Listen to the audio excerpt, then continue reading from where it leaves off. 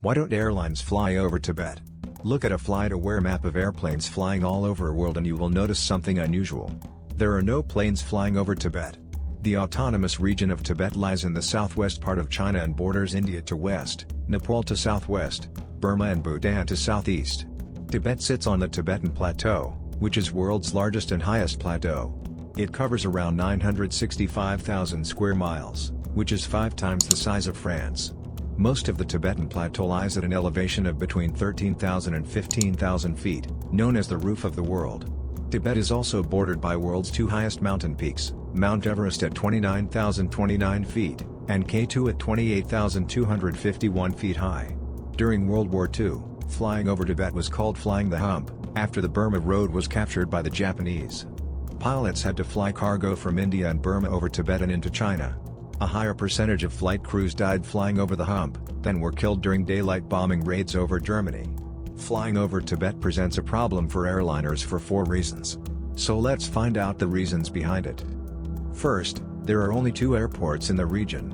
Lhasa Gangar Airport in Lhasa, the capital of Tibet Autonomous Region, and Tribhuvan International Airport in Kathmandu, the capital city of Nepal. If there is a medical emergency on board an aircraft, there are no alternate airfields on which to land. Landing at Lhasa can be a problem for some people because its elevation is 3,650 meters, and it takes a while for breathing to adjust.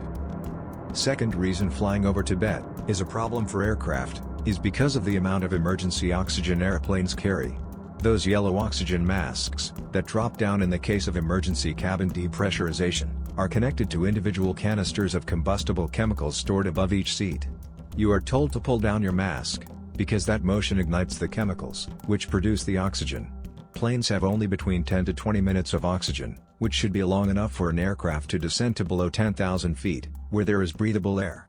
But, most of Tibet lies above 10,000 feet. Third reason flying over Tibet presents a problem for airliners is because of engine outdrift procedures. These are the set of instructions pilots must follow, if one of the plane's engines goes out.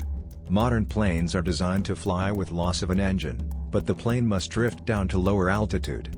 This altitude is determined by the gross weight of the airplane. Over Tibet, that safe altitude might be lower than that of the ground. The fourth problem facing airliners flying over Tibet is clean air turbulence. This type of turbulence can't be seen or predicted in advance by pilots. It is caused by eddies of air created when the airflow is disrupted by the Great Mountains, in areas that have strong perpendicular winds, and where temperature inversions are common. When flown through, clean air turbulence can be very destructive to an aircraft.